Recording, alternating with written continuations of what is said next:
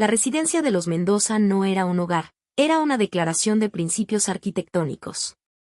Situada en la zona más exclusiva de la ciudad, sus paredes de cristal templado y hormigón visto parecían diseñadas para que nadie pudiera esconderse, aunque, irónicamente, todos allí eran expertos en el arte de la invisibilidad emocional. Roberto y Elena eran las estrellas en ascenso del mundo corporativo. Él, un consultor de riesgos que medía la vida en márgenes de beneficio. Ella, una estratega de marketing que sabía vender felicidad a todos menos a los suyos. En ese entorno nació Julián. Durante sus primeros años, Julián fue el proyecto piloto. Se le dio todo lo que el dinero podía comprar, la mejor guardería, ropa de diseñador que le resultaba incómoda y juguetes electrónicos que nunca aprendió a querer. Sin embargo, cuando nació Mía, 6 años después, el proyecto de Julián fue archivado. Mía era la personificación de lo que sus padres querían proyectar, carismática, de risa fácil y con una belleza que Elena explotaba desde que la niña estaba en la cuna. Julián se convirtió en el hermano de. En las cenas, los padres hablaban de los progresos de Mía en el ballet o en sus clases de mandarín. Julián, sentado al otro lado de la inmensa mesa de mármol, solía observar el reflejo de las luces en su plato. Si intentaba hablar de su interés por cómo funcionaba el motor de la cortadora de césped o por qué las luces del pasillo parpadeaban, Roberto le dedicaba una mirada de desdén. Eso es trabajo de operarios, Julián. Concéntrate en tus estudios de economía, sentenciaba su padre. La personalidad de Julián empezó a fragmentarse. No era un niño ruidoso ni buscaba el conflicto directo. Su rebeldía era interna, un repliegue hacia un mundo donde las cosas tenían lógica mecánica, a diferencia de la lógica caprichosa de sus padres. Empezó a desarmar relojes, radios y, finalmente, el costoso sistema de sonido de la sala. No para romperlos, sino para entender su alma. Sus padres, incapaces de ver la curiosidad intelectual detrás del desorden, lo etiquetaron como problemático y destructivo. El punto de no retorno ocurrió un martes de lluvia. Roberto había llegado furioso por un negocio fallido y encontró a Julián, de 14 años, en el garaje.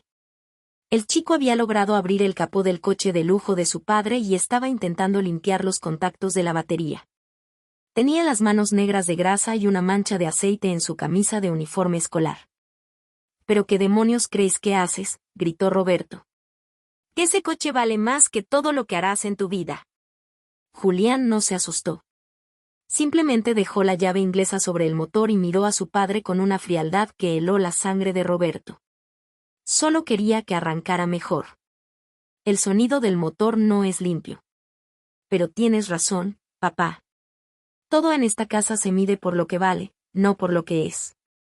Esa misma noche, tras una discusión a gritos entre los padres, donde Elena lloraba porque la actitud de Julián arruinaba la imagen familiar y Mía se tapaba los oídos mientras jugaba con su tablet de última generación. Tomaron una decisión. Si tanto te interesa la mugre y los motores viejos, vete con tu abuelo, dijo Roberto, arrojando una maleta sobre la cama de Julián. Él vive en esa posilga de campo llamada La Esperanza. A ver si el hambre y el trabajo de verdad te quitan esas tonterías. Julián no lloró. Empacó sus pocos libros de mecánica, sus herramientas básicas y una foto de su abuelo Mateo que guardaba en secreto. Al amanecer, ya estaba en un autobús rumbo a la provincia profunda. Entonces llegó a La Esperanza, una propiedad inmensa, pero descuidada por fuera. Se extendía por hectáreas de colinas suaves, campos de trigo dorado y parcelas de frutales que el abuelo Mateo mantenía con la terquedad de un hombre que se niega a morir. Cuando Julián bajó del autobús en el polvoriento camino de entrada, vio a un hombre que parecía tallado en madera vieja. Mateo lo recibió sin preguntas. No hubo reproches por su llegada repentina ni promesas de una vida mejor. Y deja la maleta en el cuarto del fondo. Mañana a las 5 te quiero en el establo. Aquí el que no dobla el lomo no llena la panza, fue todo lo que dijo el viejo. Los primeros meses fueron brutales para Julián. Sus manos, acostumbradas a las pantallas táctiles, se llenaron de ampollas. Su espalda, que solía encorvarse frente a un escritorio, gritaba de dolor tras jornadas de arar y cargar sacos. Pero, por primera vez en su vida, Julián dormía profundamente. El silencio del campo no era el silencio vacío de la mansión de sus padres, era un silencio lleno de vida. Mateo observaba a su nieto en silencio. Veía como el chico, después de las jornadas de trabajo, se iba al granero abandonado al final del camino. Un día, Mateo lo siguió. Encontró a Julián limpiando con una devoción casi religiosa un viejo tractor que llevaba años parado. «Que ese hierro está muerto, muchacho», dijo Mateo desde la sombra. «Nada está muerto si todavía tiene todas sus piezas, abuelo». «Solo necesita que alguien lo escuche», respondió Julián sin levantar la vista. Esa frase rompió el hielo definitivo entre ambos. Mateo, que había sido ignorado por sus propios hijos, Roberto, Mauricio y Clara, durante décadas, encontró en su nieto el alma que sus hijos habían perdido en la ciudad.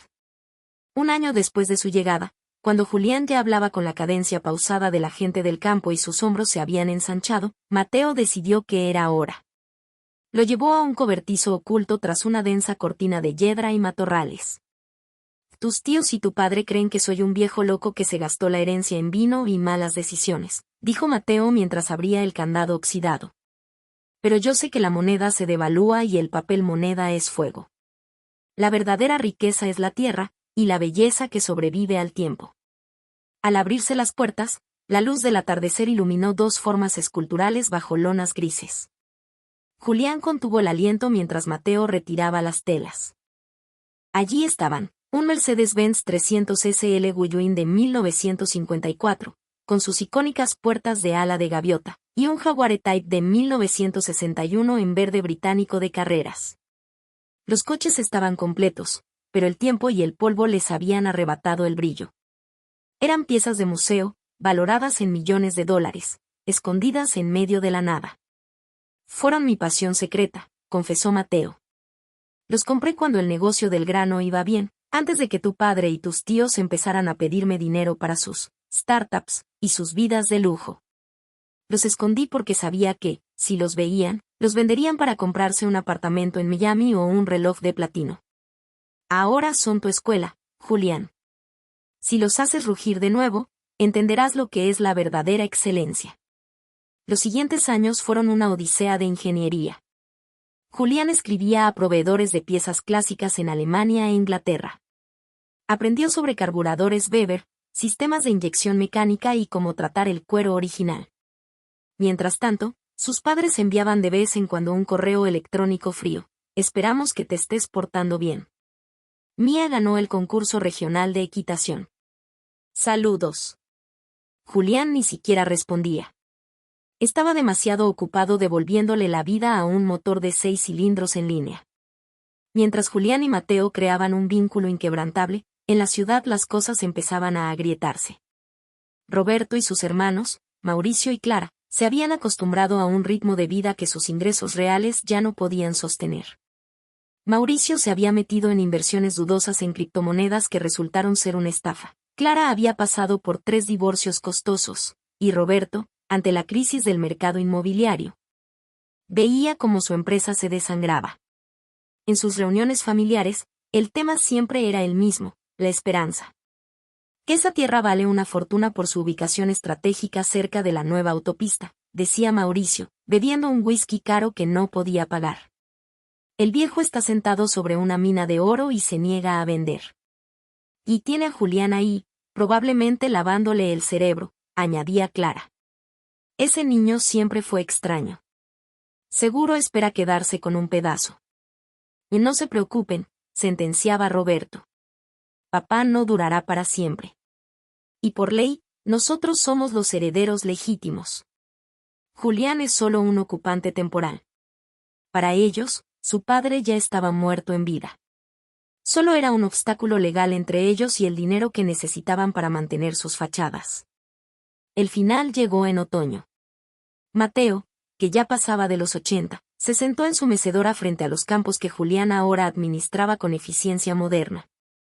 «He tenido una buena vida, Julián», susurró el viejo. «Vi cómo mis hijos se convertían en extraños, pero vi cómo un extraño se convertía en mi hijo. No dejes que te quiten la paz. La tierra te defenderá». Esa noche, Mateo murió mientras dormía. Julián lo encontró al amanecer, con una expresión de serenidad que nunca había visto en su padre. El funeral fue un evento de una hipocresía desgarradora. Los 3 hijos llegaron con sus mejores galas negras, fingiendo un dolor que no sentían. Roberto intentó abrazar a Julián para las cámaras de los pocos conocidos que asistieron, pero Julián se apartó. Y no es momento para fotos, papá, dijo Julián con una voz grave que sorprendió a Roberto. Solo intento consolarte, hijo. Ahora que el abuelo no está, tendremos que tomar decisiones sobre este lugar. Es demasiado trabajo para ti. Julián solo sonrió débilmente y se alejó para hablar con los peones de la finca, los únicos que realmente lloraban a Mateo. La lectura del testamento se llevó a cabo en la notaría del pueblo, un edificio de piedra con techos altos y un aire de solemnidad antigua. Roberto, Mauricio y Clara llegaron acompañados de un equipo de abogados. Elena y Mía estaban presentes, mirando con asco el polvo de las sillas. El notario, el doctor Arrieta, sacó un sobre lacrado. Antes de leer las disposiciones legales, dijo el notario, don Mateo me pidió que reprodujera este audio. La voz de Mateo llenó la sala, fuerte y clara. Hijos míos. Sé que están aquí contando los metros cuadrados de estas tierras. Sé que ya han hecho planes para vender los árboles y pavimentar los campos. Durante años, solo me llamaron para pedir. Nunca para saber si tenía frío o si la cosecha se había perdido. Me consideraron un viejo inútil, una caja de ahorros con piernas. Se equivocaron. El rostro de Roberto pasó del rojo al pálido. Procedo a la lectura, continuó el notario. Dejo a mis hijos Roberto, Mauricio y Clara la suma de $1 a cada uno, para que no puedan decir que fueron omitidos en el testamento. La totalidad de mis tierras, incluyendo las 500 hectáreas de La Esperanza, las parcelas de regadío, la maquinaria, las cuentas bancarias en el extranjero y la colección de vehículos clásicos restaurados, pasan a ser propiedad exclusiva de mi nieto, Julián Mendoza. El caos estalló. «Que esto es un fraude», gritó Mauricio, golpeando la mesa. Julián lo drogó. «Que es nulo. Que esa colección de coches vale una fortuna», chilló Clara. «No puede dejárselo todo a ese mecánico de pueblo». Roberto se acercó a Julián, que permanecía sentado, impasible. «Hijo, escucha. Esto no es legal. Vamos a impugnarlo y tú vas a colaborar con nosotros. Te daremos una parte, una buena parte, pero necesitamos liquidar esto ahora mismo». Julián se levantó.